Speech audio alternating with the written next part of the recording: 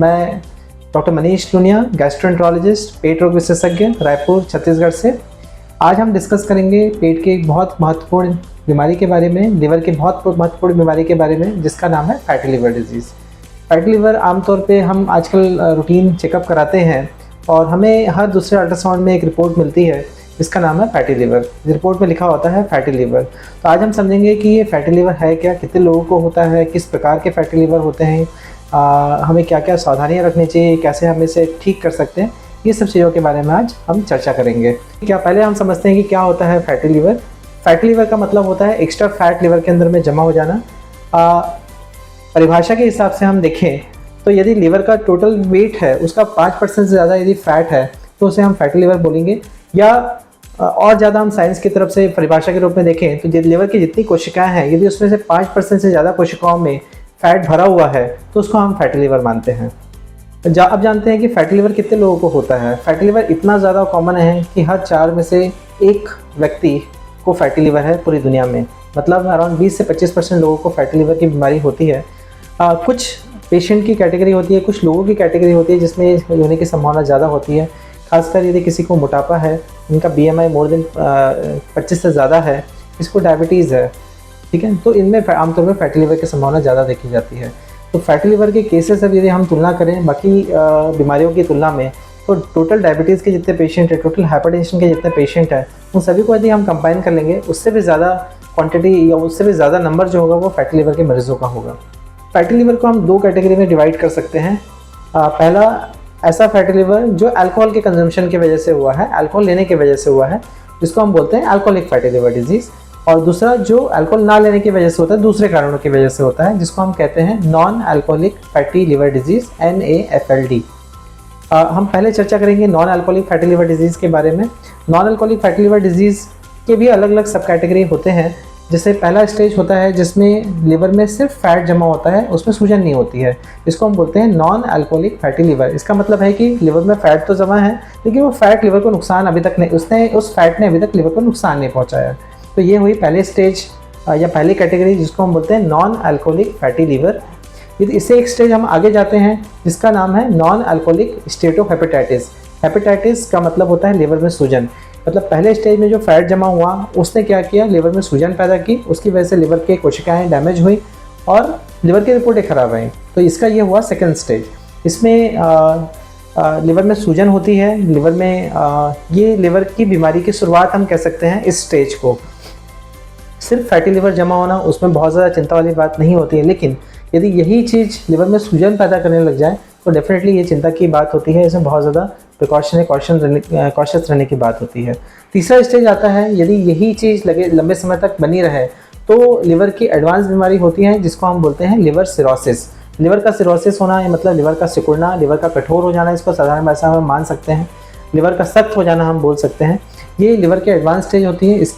ये लिवर में फाइब्रोसिस होने की वजह से होती है। फाइब्रोसिस का मतलब होता है जैसे हम आमतौर पे हम समझते हैं यदि किसी को चोट लगने के बाद जो निशान लग जाता है, घाव बन जाते हैं, उसके स्कार्स पड़ जाते हैं, वैसे लिवर में बार बार सूजन आने की वजह से लिवर में स्कार्स बन जाते हैं, लिवर में जख्म के निशान बन जाते हैं, जिसको आमतौर पर साधारण भाषा में हम बोल सकते हैं फाइब्रोसिस। और इसी फाइब्रोसिस की वजह से लंबे समय के बाद उसमें लिवर हार्ड हो जाता है और लिवर की सिरोसिस वाली स्टेज हो जाती है। तो इसके बाद की जो स्टेज होती है, इसके बाद की स्टेज में इसका कॉम्प्लिकेशन हम बोल सकते हैं। और यदि किसी व्यक्ति को सिरोसिस है तो उसमें लिवर में कैंसर होने की संभावना होती है, लिवर में गठान बनने की संभावना जो है बाकी लोगों की तुलना में काफ़ी बढ़ जाती है। तो हेपेटोसेलुलर कार्सिनोमा, SCC या लिवर का कैंसर ये लिवर के सिरोसिस के कॉम्प्लिकेशन के रूप में प्रेजेंट कर सकता है। तो फैटी लिवर एक सिंपल बीमारी नहीं है, इसमें हमें कॉशियस रहने की ज़रूरत है। अब हम समझते हैं कि फैटी लिवर होने की संभावना किसको होती है। फैट का मतलब होता है चर्बी। तो ऐसे व्यक्ति जिनको बहुत ज़्यादा मोटापा है या उनके चर्बी बहुत ज़्यादा है, स्किन के नीचे जो फैट बहुत ज़्यादा है, तो ओवरऑल मोटापा बहुत ज़्यादा है, उनको फैटी लिवर होने की संभावना काफ़ी ज़्यादा होती है। BMI के हिसाब से कैलकुलेट बॉडी मास इंडेक्स एक फॉर्मूला होता है जिसे हम पेशेंट की हाइट या किसी पर्सन की हाइट और उसके वेट के हिसाब से हम कैलकुलेट करते हैं। तो यदि किसी व्यक्ति का BMI इंडियन पॉपुलेशन में मोर देन 24 है तो उसको फैटी लिवर होने की संभावना रहेगी। जितना ज़्यादा ओबेसिटी होगा उतना ज़्यादा फैटी लिवर या उतने एडवांस स्टेज में फैटी लिवर होने की संभावना ज़्यादा होगी।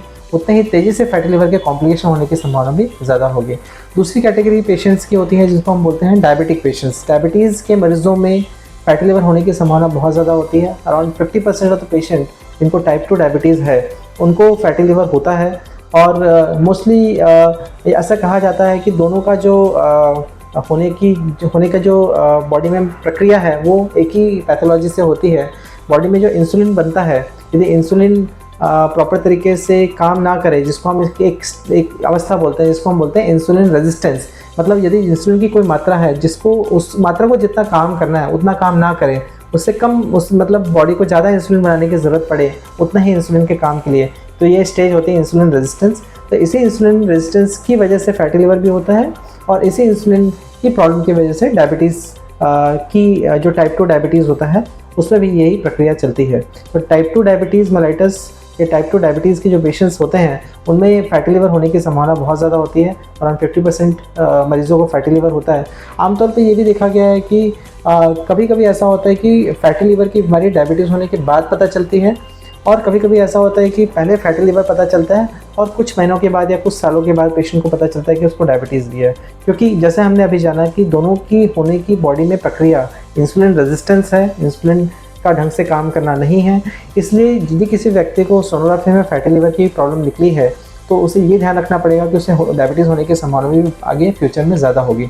तो उसे अपना ब्लड शुगर रेगुलर इंटरवल पे कराना पड़ेगा और उसे अपने लाइफस्टाइल में अच्छा मॉडिफिकेशन करना पड़ेगा ताकि उसको ये प्रॉब्लम फ्यूचर में ना हो। इसके अलावा हम नेक्स्ट कारण के बारे में चलते हैं।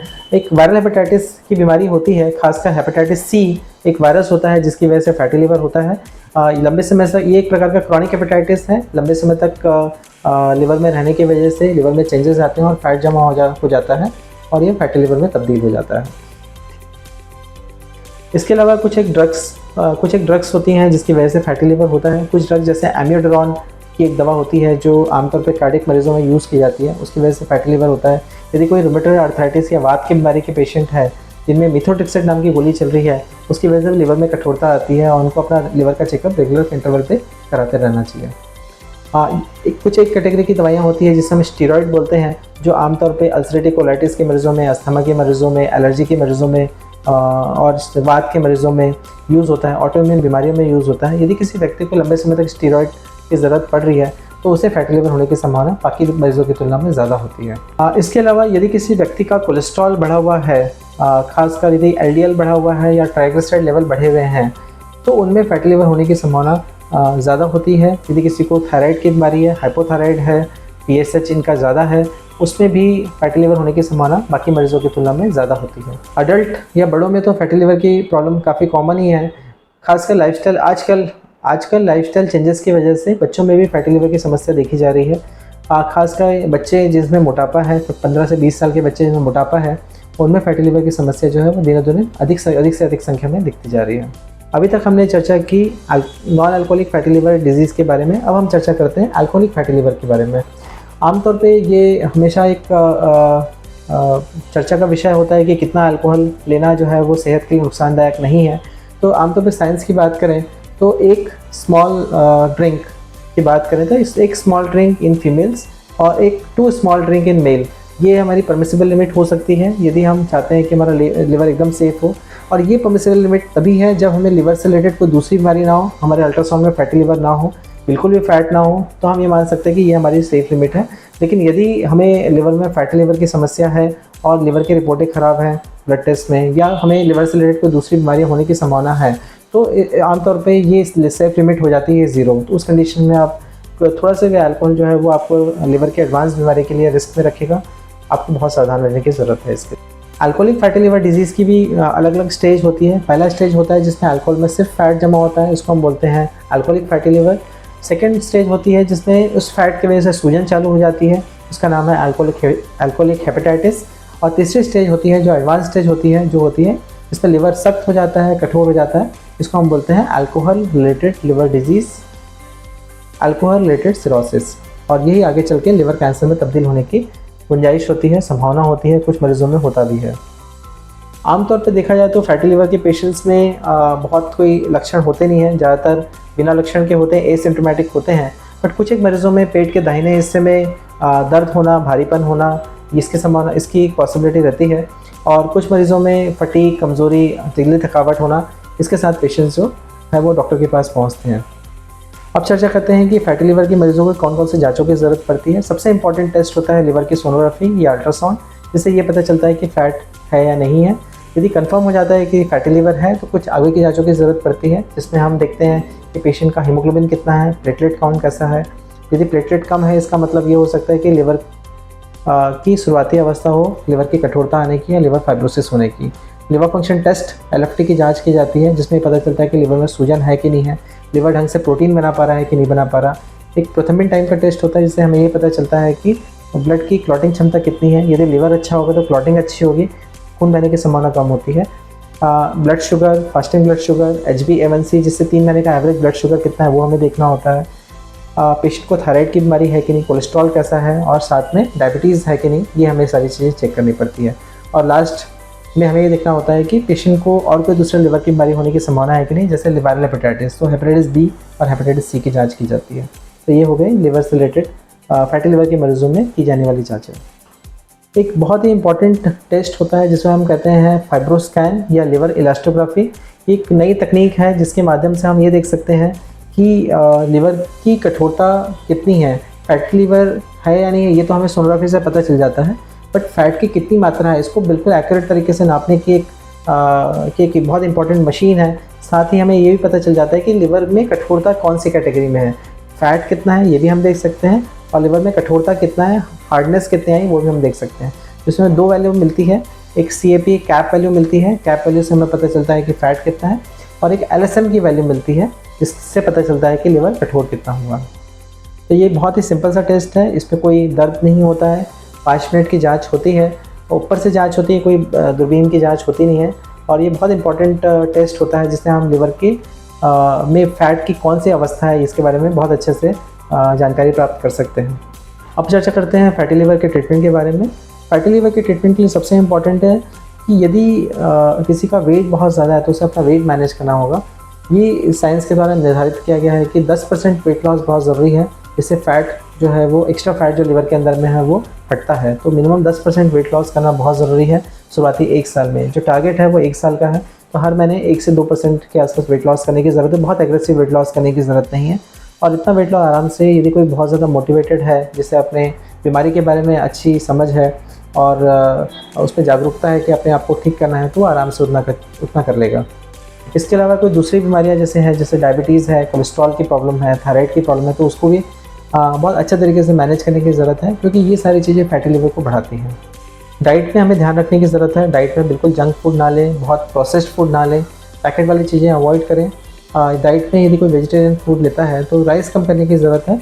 गेहूँ को भी थोड़ा कम किया जा सकता है, और दूसरे मिलेट्स हैं जैसे ज्वार, बाजरा, रागी, मक्का, ये सब चीज़ें बढ़ा सकते हैं, क्योंकि इनका ग्लाइसेमिक इंडेक्स कम होता है, ये तेज़ी से ब्लड में अब्जॉर्ब नहीं होते हैं और फैटी लिवर को रिजॉल्व करने में मदद करते हैं। कुछ एक दवाइयाँ जो हैं जो फैटी लिवर के मरीजों में बहुत इफेक्टिव मानी गई है। सबसे इंपॉर्टेंट है विटामिन ई, जो आमतौर पर डॉक्टर्स द्वारा प्रेस्क्राइब की जाती है यदि लिवर में सूजन डॉक्यूमेंटेड है, लिवर की रिपोर्टें ख़राब है, तो विटामिन ई की गोलियाँ दी जाती हैं। कुछ और नई दवाइयाँ भी आ गई हैं जैसे साइक्लोट्राज़ोल है, जो फैटी लिवर के मरीजों में काफ़ी हेल्पफुल है। इंसुलिन रेजिस्टेंस, इंसुलिन का ढंग से सही तरीके से शरीर में काम ना करना, एक फैटी लिवर की शुरुआत के लिए जो ये प्रक्रिया होती है, उसको शुरुआत करने का जो प्रोसेस है वो है इंसुलिन रेजिस्टेंस। और इंसुलिन रेजिस्टेंस के कुछ एक साइंस होते हैं जिसे हम स्किन पे देख सकते हैं, जिससे हम अंदाज़ा लगा सकते हैं कि हमें फैटी लिवर या किसी व्यक्ति को फैटी लिवर होने की संभावना कितनी है, या किसी को होने की संभावना है या नहीं है। यदि कोई व्यक्ति है जिसके गर्दन के पीछे के हिस्से में धारियाँ हैं, ब्लैक कलर की धारियाँ हैं, जिसको हम बोलते हैं एकेंथोसिस नाइग्रिकेंस, यदि किसी व्यक्ति को ये दिख रहा है तो इसमें फैटी लिवर होने की संभावना ज़्यादा होगी, और इसमें इंसुलिन रेजिस्टेंस और इन्हीं व्यक्ति को डायबिटीज़ होने की संभावना भी ज़्यादा होगी। यदि किसी व्यक्ति को गर्दन के नीचे पीछे की तरफ फैट का उभार जैसा नज़र आता है, जिसको हम बोलते हैं बफेलो हम्प, यदि वैसा है तो ये भी एक लक्षण होता है इंसुलिन रेजिस्टेंस का। इस तरह के मरीजों को सतर्क रहने की ज़रूरत है कि इनमें फैटी लिवर और डायबिटीज़ होने की संभावना काफ़ी ज़्यादा हो सकती है। मुझे उम्मीद है कि फैटी लिवर के बारे में इस वीडियो के द्वारा दी गई जानकारी आपके लिए काफ़ी उपयोगी रहेगी और थोड़ा आपको मोटिवेट करेगी अपना लाइफस्टाइल मैनेज करने के लिए। सिंपल अल्ट्रासाउंड में फैटी लिवर की रिपोर्ट देख के उसे नेगलेक्ट नहीं करना है। ऐसा नहीं सोचना है कि तो हर किसी को होता है, इसके बारे में हमें अलर्ट रहने की ज़रूरत है। ये ऐसी एक बीमारी है जो फ्यूचर में 15-20 साल में लिवर को डैमेज करती है, लेकिन उसको हमें उतनी ही गंभीरता से लेना है जितना हम बाकी दूसरे बीमारियों को लेते हैं। Thank you so much.